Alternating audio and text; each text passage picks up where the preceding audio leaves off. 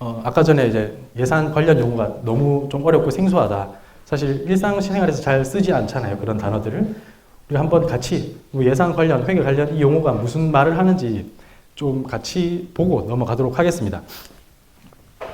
네, 상단에 두 개의 점이 있습니다. 하나는 왼쪽에 있는 점은 시점이고요. 끝에는 끝나는 지점입니다. 그리고 이 두 개의 점을 이으면 하나의 이제 기간이 되는데 저희는 보통 이 개념을 1회계 기간이라고 표현을 합니다. 지금 여기에 표현이 되어 있는 것은 2020 회계 연도죠. 네, 2020 회계 연도는 2020 3월 1일부터 2021년 2월 28일까지인데 제가 실무를 진행할 때 뭐 2019 회계, 2020 회계 막 이렇게 얘기할 때가 있거든요. 그거는 보통은 이런 회계 기간을 지칭을 한다라고 이해를 하시면 될 것 같아요. 그러면 우리가 이 하나의 기간이 있으면 보통은 우리가 그 다음 해에는 무엇을 해야 되겠다. 이제 뭐 계획을 세우고 혹은 목표를 수립하고 기획을 하기도 하고요. 이제 수많은 저희가 앞으로 일어날 일들에 대해서 고민을 하지 않습니까? 그런 그 계획을 수치화한 것들, 그것을 저희는 예산이라고 표현을 합니다. 우리가 다음 해 우리 과 학생들의 취업률을 향상시키기 위해서 어떤 강사분을 모셔서 특강을 해야 되겠다. 이거는 계획입니다. 그런데 이 특강을 계획을 하는데 금액이 한 1,000만 원 정도 들 것 같아. 이거는 예산인 거죠. 그리고 이 한 회계 연도의 수익과 지출, 금액을 이제 확정적으로 계산을 하는 단계를 저희는 결산이라고 얘기를 합니다. 마찬가지로 한 회계 연도의 계획을 수치화했는데 가장 먼저 편성하는 예산, 저희가 오늘부터 진행할 2020년도 예산을 편성하죠. 연간 예산을 한 번에 편성을 하게 되는데 그것을 본예산이라고 합니다. 좀 올려보고 그러면 우리가 그 다음 연도에 수익 금액을 얼마 정도 될 거다 예측을 하겠죠. 그리고 그것과 똑같은 금액의 지출 예산을 편성을 합니다. 그래서 지출을 이제 성격별로 구획을 하죠. 네. 이렇게 뭐 급여에 얼마 정도 쓰겠다, 뭐 소모품비 얼마 정도 쓰겠다, 장학금 얼마 정도 쓰겠다 이렇게 되어 있는데 지금 보시면 색깔이 조금씩 다르잖아요. 네, 다르게 표현을 해놨거든요. 뒤에 잘 보이실지 모르겠네요. 이게 약간 의미가 있습니다. 저희가 다음 회계연도에 관항목이라는 개념이 아주 중요해집니다. 그래서 오늘 설명이 끝날 때까지 제가 한 4번 정도 얘기를 할 거거든요.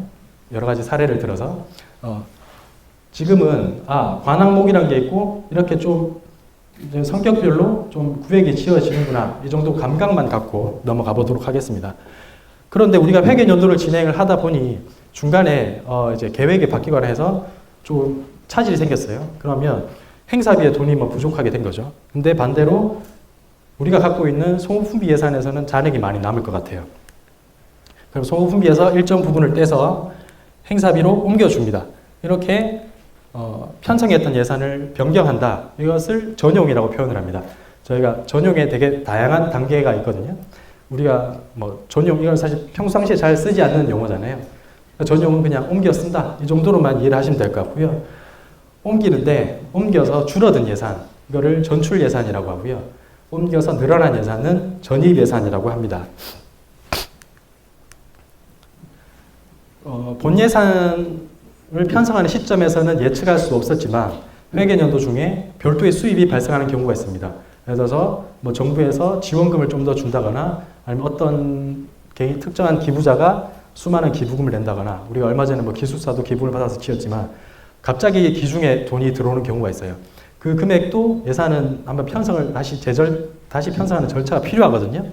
이렇게 수입 금액이 더 들어온 것에 대해서 수입 예산을 늘리고 지출 예산을 늘리는 절차 그리고 이거 예를 들어 볼게요. 여기서는 늘어난 예산 전체를 장학금에 편성을 했습니다.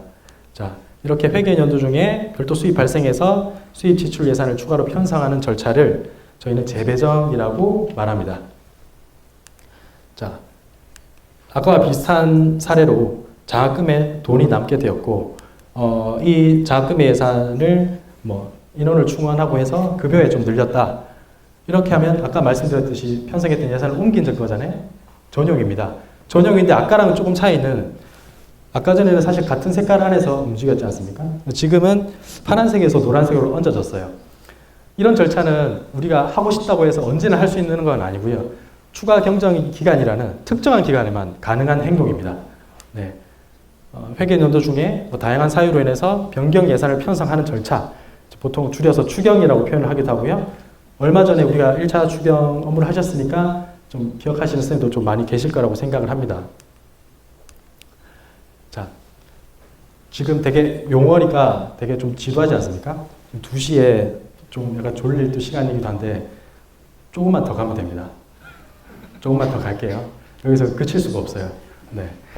자, 본인 수입이 들어왔는데 우리 입장에서는 이 수입이 어디서 발생했는지 알 필요가 있어요. 이 수입이 매년 비슷하게 발생할 수입인지 혹은 한 1, 2, 3년 들어오다 말 수입인지 아니면 이 수입은 어떠한 특정한 목적에만 써야 되는 돈인지 우리가 그것을 관리하기 위해서 쓰는 개념이 사업 코드입니다. 이게 대표적인 사업 코드가 있는데 우리가 예산 신청할 때 이게 사업 코드 의미가 뭔지 좀 궁금할 수가 있지 않습니까? 이거는 돈이 어디서 왔는지 확인하기 위해서 만들어진 개념이다. 반대로 지출에서 돈을 왜 썼는지를 확인하기 위해서 우리가 갖고 있는 개념은 단위사업입니다. 각 학부과와 각 행정부서는 돈을 쓰지만 그 쓰는 목표들은 모두가 다릅니다. 어떤 부서는 학생들의 실험을 위해서 쓰기도 하고요. 어떤 데는 같은 A4 용지를 사도 사무용 소모품이 되기도 합니다. 자, 그럼 이 같은 지출을 했음에도 불구하고 목적이 다르다. 어떤 목적으로 지출했는지를 확인하기 위해서 둔 개념이 단위사업이고요. 당연히 그렇기 때문에 모든 부서의 단위사업은 다릅니다. 각자 영영 1에서 999라는 코드를 가지고 있고요. 각자가 만듭니다. 예외는 배정예산인데 이거는 저희가 편성을 해드리니까 코드에 알파벳 써 있는 거는 크게 고려하지 않으셔도 됩니다. 이건 올해 하나 바뀌는 거라서 말씀을 드릴게요. 저희가 기획평가팀의 좀 되게 큰 업무 중에 중장기 발전 계획이라는 업무가 있습니다. 저희가 지출하는 이 행위가 중장기 발전 계획과 연계되었는지 혹은 연계되지 않았는지를 확인하는 절차도 조금 중요합니다. 이건 사실 모든 부서에 해당되는 것은 아니고요. 제가 알기로 기획평가팀에서 중장기 발전 계획과 관계되는 부서에 공문이 나간 걸로 알고 있습니다. 아마 10월 31일까지 제출하는 걸로 알고 있는데 그게 4년간의 중장기 발전 계획과 여기에 소요되는 예산을 이제 제출해 달라는 걸로 알고 있습니다. 자, 그러면 그 해당 부서에서는 10월 말까지 이게 중장기 발전 계획과 연계되는 지출인지 사업인지 이런 것들을 좀 구분하는 그 행위가 있지 않겠습니까? 자, 10월 31일까지 충분히 논의하시고 어떤 행위의 지출이 중장기 발전 계획과 연계된다. 그러면 예산 신청할 때 국책 재원이라는 부분에서 반드시 중장기를 선택을 해 주셔야 됩니다. 이거는 올해 처음으로 바뀌는 개념이기 때문에 그 공문을 받은 부서에서는 꼭 숙지하시고 가셨으면 좋겠습니다. 네, 이제 좀 따분한 용어 잠깐 넘어가고, 네, 앞에 숫자가 하나 있습니다. 이 숫자 뭔지 아시나요? 네,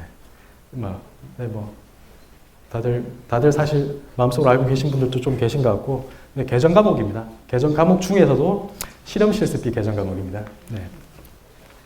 이 개정 과목 숫자가 가지는 의미가 사실 있거든요. 이게 되게 랜덤하게 정해진 숫자가 아닙니다. 이 개정 과목과 거의 똑같은 개념으로 만들어진 게, 자, 여기 주소입니다. 주소. 자, 우리 울산대학교 주소가 울산광역시 남구 대학로 93이라는 고유의 코드를 가지고 있거든요. 이 주소와 개정 과목이 뭐가 똑같은 개념이냐? 첫 번째는 국가가 이제 일반적으로 정해둔 개념이라는 거고요. 두 번째는 울산광역시에서 오른쪽 갈수록 이 개념이 점점점 구체화된다는 공통점이 있습니다. 예, 개정 과목을 볼게요. 앞에 숫자 4로 시작합니다. 네, 4는 거래의 형태를 표기하는 건데 앞에 숫자가 5로 시작한다. 이거는 우리 학교에 어느 정도 돈이 들어왔구나. 4로 시작을 한다. 돈이 나갔구나. 네. 그럼 거래의 형태를 보여주는 앞에 숫자라고 생각하시면 되고, 네.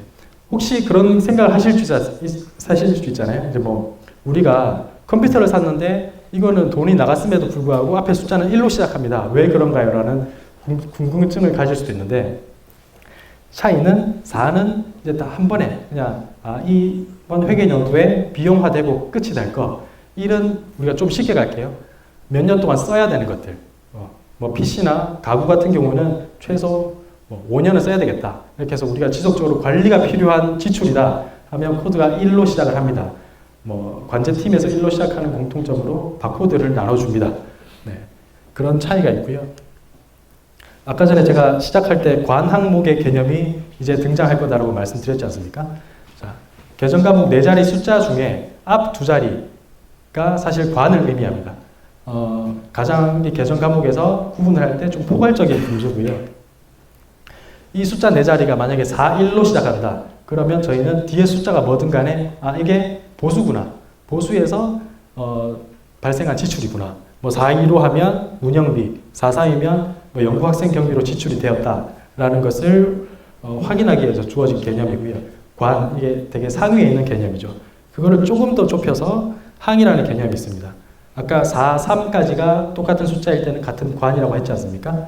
그럼 4, 3, 1로 가면 연구비, 4, 3, 2 학생 경비, 이제 4, 3, 3 입시 관리비, 이걸 조금 더 구체화한 겁니다. 가장 구체화한 단계를 목이라고 하는데, 네, 이렇게 4, 3, 둘 하나일 때는 교회 장학금, 이렇게 하나하나 우리가 일반적으로 지칭하는 계정 과목을 의미하는 것입니다. 자, 아까 주소에 한번 빗대어 생각을 해보면 4가 울산광역시, 3이 남구, 2가 대학로, 3이 93. 네, 여기에 좀 대응이 된다고 생각을 하시면 됩니다. 근데 우리가 어떤 물건을 배달하는 택배 기사님이 되었다고 생각을 해볼게요. 이 숫자가 아주 중요한 정보이면 틀림이 없지만 이 정보만 갖고 있다 해서 물건을 주문한 사람한테 배달을 할 수가 있습니까? 네, 할 수 없죠. 그렇기 때문에 내부적으로 좀 더 구체화한 개념이 필요하다. 자, 우리 학교에 예를 들면 건물 번호 그리고 건물 번호당 호실 정보가 필요한 거죠. 우리도 돈이 이렇게 집행이 됐지만 왜 이렇게 집행이 됐는지 좀 더 꼼꼼히 따져볼 필요가 있게 되는 거죠. 그렇게 해서 둔 개념이 이거는 건물 번호에 사실 좀 대응이 되는 개념이라고 이해하시면 됩니다. 세목이라는 개념이 있고요. 실험 실습비로 지출이 됐지만 이게 어떤 재료비를 사기 위해서인지 혹은 뭐 기기 유지비로 나간 것인지 한번 조금 더 세부적으로 구분을 하고요. 최종적으로 적요로 구분을 합니다. 이게 예산에서는 가장 세부적인 개념입니다.